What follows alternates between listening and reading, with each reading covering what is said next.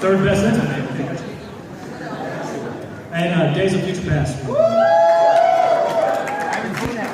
Alright, fight! Alright, well, here's the thing.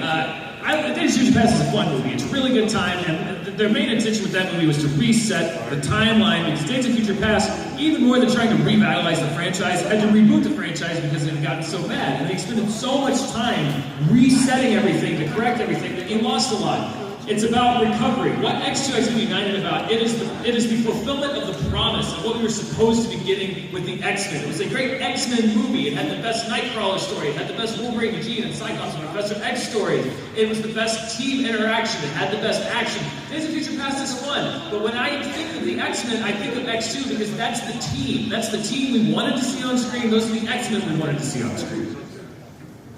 So it was almost all the X-Men that we wanted to see on the screen. It was, you had Wolverine, you had a pretty terrible Cyclops. The great thing about Days of Future Past is what you said. It did reboot the franchise. It corrected one of the worst X-Men films in the history of X-Men films with The Last Stand. Also, it gives you the best of both worlds. It gives you all the great characters in First Class, with all the great characters, including Wolverine, in the original series. And it brings them all together in a pretty cool, yet it sort of doesn't really make any sense, pretty cool sci-fi story.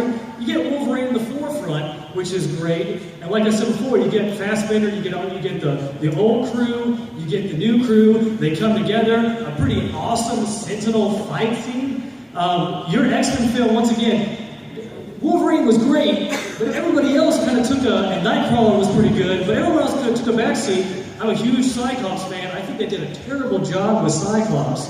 And the action, yeah, you had the Nightcrawler scene in the beginning, but other than that, you really didn't have that much action. Incorrect. You had the best Wolverine action sequence, and I'm including Apocalypse ever. The assault on the X-Mansion was the only time they have ever shown Wolverine doing what he should be doing when he's actually threatened, when he's actually trying to protect something, and when he has something to fight for. There's no Cyclops in your movie at all. There's at least some Cyclops in that movie. And the interaction between the cast for me in Days of Future Past was a bait and switch. It was all the new First Class people, and then it's like, oh, Professor X are gonna meet. They don't meet. It's like it's a weird dream sequence of talking to who's shot in 2 different places. Jennifer Lawrence is really bored. She hates playing Mystique. I don't know why she was the main character in that movie. There was a lot of problems they had with Days of Future Past. X2 remains the promise that I wish. The reason that people were so let down by The Last Stand was because X2 showed them how good a X-Men movie could be.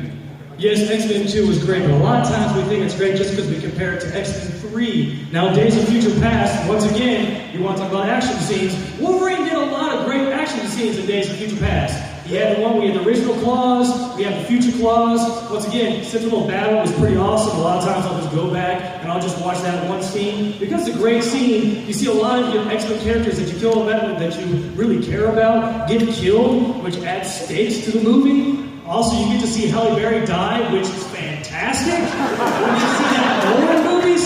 And like I said before, Wolverine in the forefront. Can't go bad with Wolverine. I think Days of Future Past, awesome movie, sci-fi elements to it. It's great. Yeah! All right. Black card for Dan. Uh-oh. White card for Anthony. And